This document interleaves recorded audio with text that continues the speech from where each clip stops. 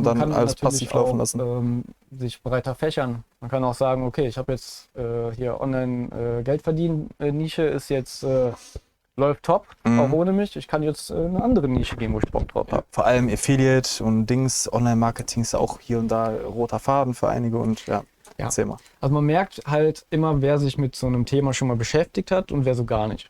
In den Medien wird sowas ja immer relativ schlecht dargestellt, als Scharlatanerie und Betrug und so. Ja. Und das ist halt auch in den meisten Köpfen fest verankert. Wo ich zum Beispiel noch gucken muss, was für Kosten kommen überhaupt auf mich zu, wenn ich nicht mehr den Arbeitgeber habe, der die Hälfte hier für mich noch hat und so. Ne? Ja, genau. Ich weiß noch gar nicht genau. Ich muss mir das nochmal genauer alles muss ich nochmal schlau machen, wie viel brauche ich jetzt letztendlich überhaupt, um zu sagen, okay, ich höre jetzt auf. Ne? Vielleicht fange ich auch erstmal mit Stunden reduzieren an.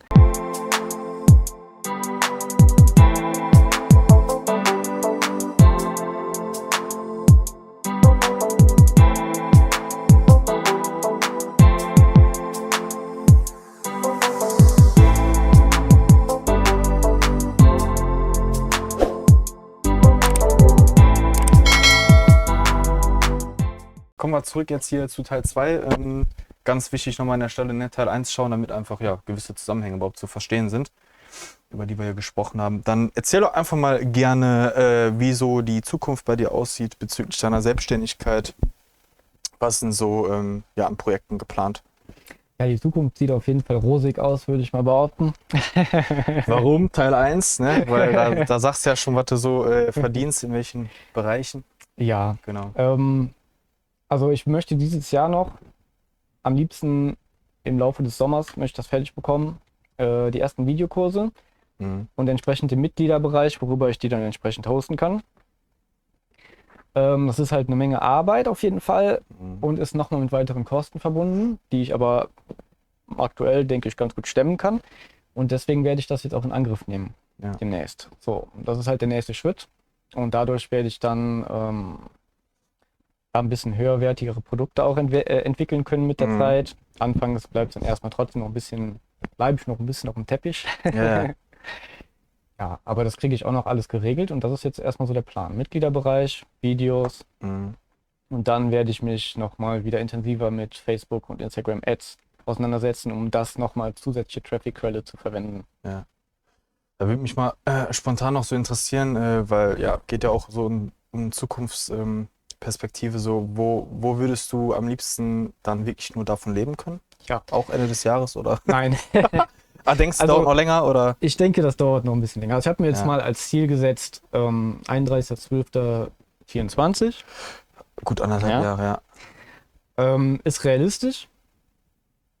Ob es so eintritt, sehen wir dann. Ja, weil man muss ja bedenken, wenn die Hälfte ja wirklich wegkommt, ist ja dann, also es wäre glaube ich schon schön, zumindest dann fast 5-stellig zu verdienen. Wenn du die Hälfte weglegst, hast du so Ende 4.000 hast du dann netto. Ja, also wäre schon schön, natürlich 4.000 netto. Also. Ja, die muss man ja erstmal haben. Ja, genau, aber es sind halt 8 brutto. So.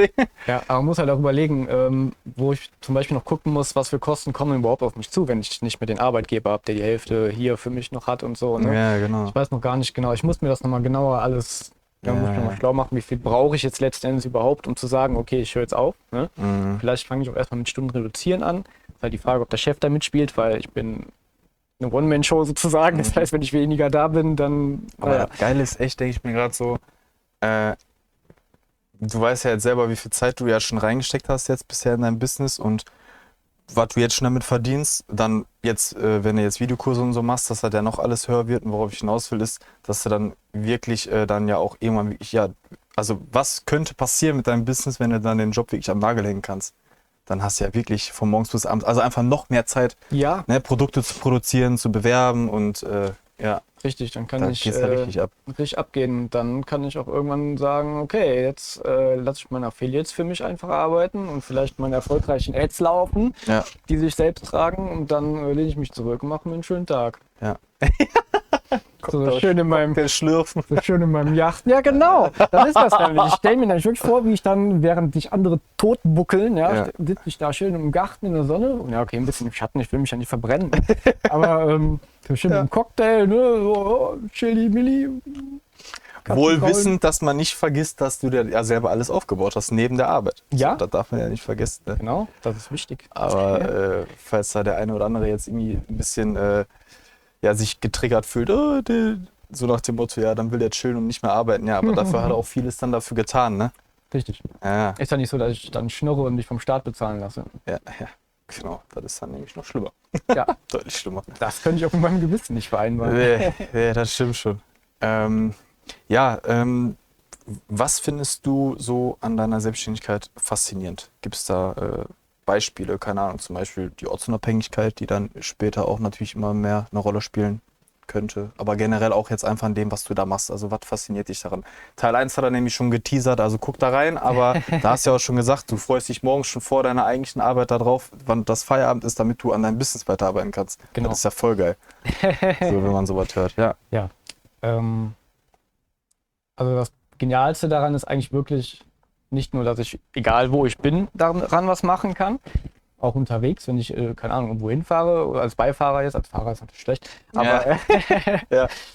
aber mit der Bahn oder so, ne, kannst du ja immer überall was machen. Ralf Schmitz hatten wir ja im ersten Teil schon den Namen, der postet manchmal Bilder, wie er mit seinem Privatjet fliegt und dann währenddessen an seinem Business arbeitet. Ja. Und es arbeitet halt auch alleine. Ja, zum Beispiel in meinem Hauptjob, da bin ich an Zeiten gebunden. Ich muss da sein, ich muss zu der und der Zeit das und das erledigt haben. Ansonsten ist die Firma brack. Ja. So, und das hast du dann jetzt in dem Fall nicht mehr. Da kannst du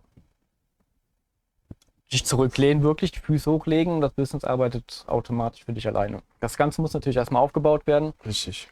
Aber wenn man am Ende halt den Fokus beibehält und weiß, wofür man das macht, dann Ja, das ist ja das Schöne daran. Du kannst ja selber halt skalieren. Also du kannst ja, wie du gesagt hast, zum Beispiel angenommen, du wärst dann auf einem Niveau, wo du sagst, ja, ich kann jetzt davon leben, so, und belastet halt irgendwo vielleicht dabei. Oder du sagst, nein, jetzt haue ich halt noch mehr Produkte raus, kann noch mehr produzieren und größer, größer, größer. Das ist ja das Schöne. Und du kannst halt ja selbst steuern. Wenn du sagst, dieses Jahr bringe ich mal 3 Produkte raus, nächstes Jahr habe ich mal keinen Bock, will die Welt sehen, kann ja sein, so. Ja. Ja, und dann kann alles passiv laufen lassen. Sich breiter fächern. Man kann auch sagen, okay, ich habe jetzt hier online Geld verdienen Nische ist jetzt läuft top, auch ohne mich. Ich kann jetzt eine andere Nische gehen, wo ich Bock drauf habe. Zum Beispiel Gaming. Ja, ich bin ja noch leidenschaftlich am Zocken. Ja. Und warum nicht auch in der Nische noch ein bisschen aktiver werden? Zum Beispiel, Genau. worauf ich dann halt Bock hätte. Ich würde mal so spontan noch interessieren, da wollte ich eigentlich gerade fragen, so deine Mailingliste, wie groß ist die bisher so ungefähr? Einfach nur so, damit ich mal weiß, okay, du hast jetzt eigentlich in der Zeit schon so und so viel aufgebaut. Also ich habe jetzt seit Blödsinn, seit November 22 habe ich knapp 400 E-Mail-Listen gesammelt. Ja. Also ich weiß jetzt nicht, ob das für den einen oder anderen irgendwie dann jetzt, der aus dem Bereich sogar kommt, wenig ist, aber ey, ist ja krass. Weil ich frage das, weil wenn du ja dann ja auch weiter deine Produkte rausbringst, ist ja das Geniale, du kannst halt das direkt immer an 400 Leute bringen, ne? Ja, also man muss halt ich kann jetzt aktuell nicht an alle 400 E-Mails schicken.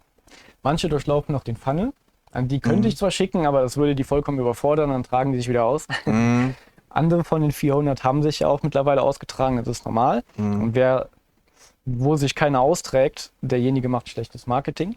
Ja. Die Leute tragen sich aus, das tut zwar irgendwie weh, aber es ist halt normal und irgendwann gewöhnt man sich auch ein bisschen dran. Ja. Und manche bestätigen die E-Mail-Adresse nicht. Da hast du zum Beispiel das Problem, der Provider, zum Beispiel, keine Ahnung, Gmail vom Kunden, der die E-Mail als angegeben hat, der hat dich als Spam gelistet, auf die Blacklist direkt. Der kriegt dann E-Mails nicht, der kann nicht bestätigen, zum Beispiel. Ja. Ich habe halt viele nicht bestätigte, ein paar Austragungen, ein paar, die zwar bestätigt haben, aber trotzdem keine E-Mails von mir empfangen können, weil der Provider eine Spam-Beschwerde rausgehauen hat. Dann sind die für 6 Tage, erstmal, kriegen die keine E-Mails, aber danach dann wieder. Das sind also Sachen, die muss man immer berücksichtigen. Das heißt, wenn ich 400 E-Mail-Listen E-Mails gesammelt habe, heißt das nicht, dass ich die auch wirklich alle dann bespielen kann. Okay, aber halt gut. einen größeren Teil. Ja, aber trotzdem ist ja eine Menge dabei irgendwo, ne? Ja, weil genau. ich hätte jetzt einfach nur gesagt, du sagst jetzt, weiß ich nicht, 40, 50 oder so. Nee. Das ist ja dann schon eine Menge und wird natürlich größer, ne? Krass, ja. Kommen wir so zu ein paar Situationen, die du vielleicht mal so irgendwie erzählen kannst. Also was hat dich positiv, aber vielleicht auch negativ mal überrascht? Gibt es da irgendwie so krasse Momente oder auch lustige Sachen, keine Ahnung, mit einem Austausch mit einem potenziellen Kunden oder so? Gibt es da irgendwas, so ein paar Geschichten, die du droppen kannst? Ja, es gibt manchmal Kunden, die dir ganz komische Antworten auf deine E-Mails schicken. Also es sind ja erstmal E-Mails, die ich rausschicke, automatische, im E-Mail-Funnel. Ja. Auf die erwarte ich ja noch nicht mal eine Rückmeldung oder so. Ja. Ne? Das ist rein informativ, ne? Die können da was klicken oder vielleicht jetzt einfach nur wissen, was ich denen kostenlos zur Verfügung stelle. Und dann antworten die ganz komische Sachen. Also es sind wirklich ganz fragwürdige Dinge, da denkst du dir so, hä? Ja, hast du so ein paar Beispiele so, die man so nennen kann? Zum Beispiel ging eine E-Mail raus zu einem niedrigpreisigen Produkt, wo dann einer geantwortet hat, bitte mich nicht löschen, ich krieg am Mittwoch wieder Geld oder keine Ahnung. Also irgendwas einfach mit einer merkwürdige, Kreditkarte. kuriose Dinge. Ja, irgendwie meine Kreditkarte ist gerade gesperrt, ich muss warten, bis sie wieder frei ist. Und ich denke mir so, okay. Ja. Also interessant, dass man überhaupt dann mitteilt. Ja. Keine Ahnung. Also ganz Aber andererseits vielleicht auch sehr offen, so nach dem Ja. Motto, ich will unbedingt das Produkt haben, Und dass du Bescheid weißt, meine Kreditkarte ist gesperrt. Ja. Aber geil. Und einer hat geschrieben, also in einem ganz komischen Satzbau auch, also er meinte, wenn er mir etwas zur Verfügung stellt, dass ich das dann für ihn mache. Also dass ich sein Business aufbaue. Mhm. Aber halt sehr seltsam, auf eine sehr seltsame Art und Weise. Nach dem Motto, ich stelle dir die finanziellen Ressourcen, keine Ahnung, bezahl dir jetzt 1.000 Euro im Monat oder so und dafür baust du dann irgendwie Business mit auf, oder? Ja, ich glaube noch nicht mal, dass er mir dafür was bezahlen wollte. Ja. Also es war merkwürdig. Es war merkwürdig. Und ja, keine Ahnung. Ja, solche Dinge kommen dann halt rum, wenn man 400 Leute hat, die man da, Ja, Funnel oder, durchlaufen und oder so. auf Krass. Instagram, wenn dir dann Leute schreiben, auf meinem Instagram-Profil, da liest man mindestens ein-, zweimal das Wort Affiliate-Marketing und wer sich das Profil 2 Sekunden ansieht, weiß eigentlich genau, worum es geht. Genau. Und dann schreiben die mir so, ja, Worum geht's? cool. Manchmal auch, ja. Ja. Aber manchmal auch so, ja, cooles Profil, hast du dir denn schon mal überlegt, mit Affiliate-Marketing anzufangen? Das ist ja geil. Ja. Okay, Ja. das ist gut. Ja, so halt so, herrlich. Copy-Paste-Geschichten halt. Ne? Die arbeiten ihr Skript ab, schicken einfach blind an 100 Kontakte am Tag und gucken, Ich was überlege passiert. gerade, ob das sogar nicht, also wenn ich mit dir jetzt bei Instagram geschrieben habe, steht da nur dein Name oder steht da nicht auch schon drunter Affiliate Da oder steht so? sogar daneben. Da steht Ja, mein ne? Name, dann zwei Ja, also im Striche, Chat schon. Affiliate so, ne? Marketing. Ja. Ja, okay, das muss man dann halt können, ne? Das ist, ja. Und dann wundert man sich, dass die Leute halt keine Antwort kriegen, weil das einfach so eine 0815 Scheiße ist. Ja. Oh, herrlich, Und ich es liebe gibt solche halt Sachen. typische Nachrichten, die bekommst du im exakten Wortlaut, wirklich von verschiedenen Profilen, im exakten Wortlaut. Da weißt du genau, die kommen vom gleichen, von der gleichen Quelle. Ja. Ja, ich kenne halt, ja, worum geht's denn dann? Worum geht's denn bei dir? Wo ich mir denke, also wenn ich dich zum Beispiel einlade zum Interview oder so, dann denke ich mir, ja, gehst du kurz auf meine Bio, da steht schon direkt Interview und so und Berufe und naja. Ja, ne, also sorry, wenn man sich halt nicht mal 5 Sekunden realistischerweise irgendwie die Zeit nimmt, das irgendwie mal kurz zu gucken. Ja, Ja. braucht man gar nicht anzufangen. Ja, ist so, ist so. Gut, wir haben noch 2 Fragen. Dann sind wir quasi auch schon durch. Eine Frage, die ich immer bisher gestellt habe in den Interviews, Thema Akzeptanz ansehen, so in der Gesellschaft. Ja, also wenn man jetzt so, keine Ahnung, ich sag mal so gerne bis zum Grillabend eingeladen, du hast trotzdem ein paar Köpfe, die man ja komplett neu kennenlernt, dann fragen die, was machst du beruflich? Ja gut, dann erzählst du jetzt noch gerade deinen Job. Aber wenn es darum geht, wie sind da so die Reaktionen? Vor allem Affiliate und Dings, Online-Marketing ist ja auch hier und da roter Faden für einige und ja, erzähl mal. Also man merkt halt immer, wer sich mit so einem Thema schon mal beschäftigt hat und wer so gar nicht. Mhm. In den Medien wird sowas ja immer relativ schlecht dargestellt, als Scharlatanerie und Betrug und so. Ja. Und das ist halt auch in den meisten Köpfen fest verankert. Mhm.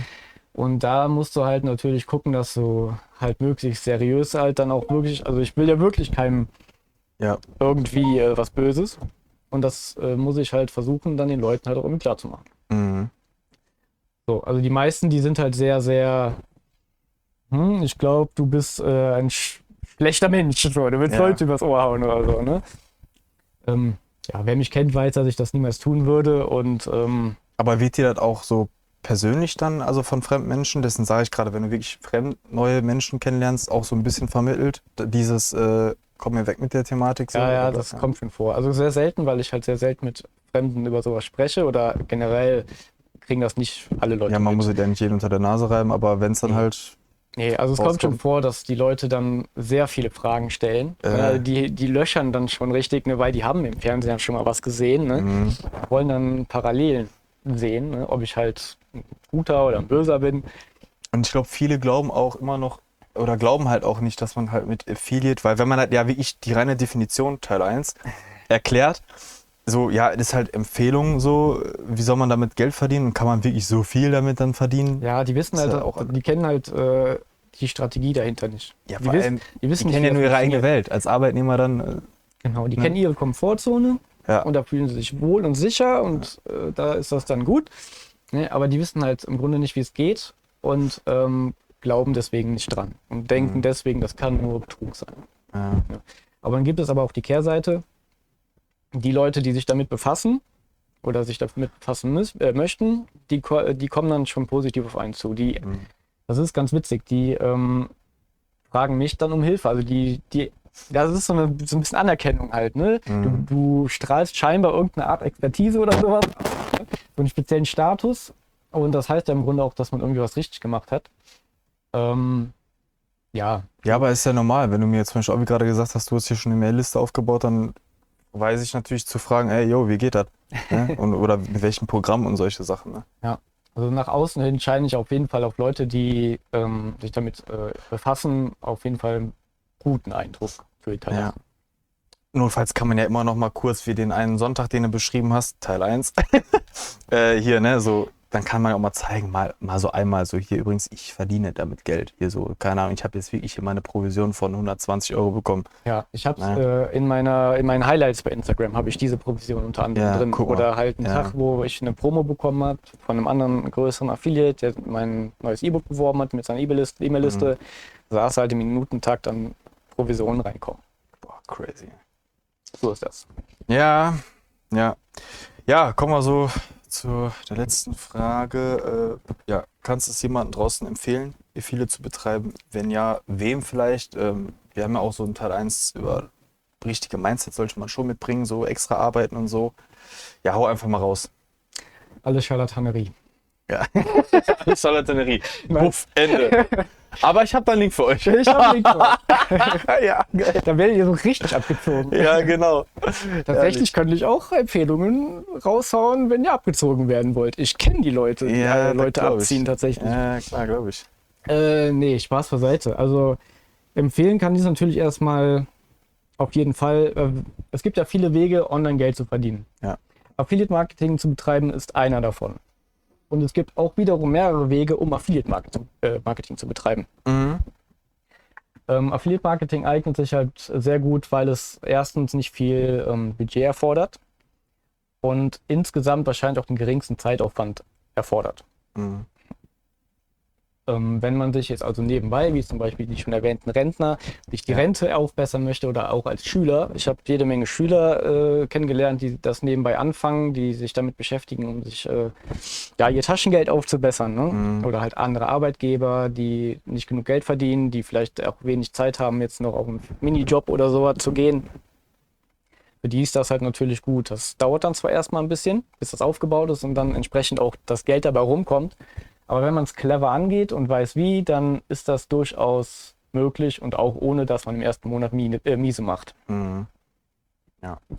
Ja, demnach dann tolle Abschlussworte und dann würde ich mich nochmal bei dir bedanken für deine Zeit, dass du auch hierher gefahren bist aus Köln. Also immerhin eine gute Stunde gefahren bei Unwetter hier draußen. Ja, hat ein bisschen länger gedauert, deswegen. Und dann kann man sich ja gerne nochmal irgendwann ein Jahr oder zusammensetzen, dann mal sehen, wo du da bist dann. Sehr gerne. Würde mich echt sehr, sehr interessieren und welche Produkte du dann da hast. Ja, und dann würde ich mich hier verabschieden und wir sehen uns dann ja hier entsprechend dann im nächsten Video wieder und demnach, ciao, ciao. Ciao, ciao.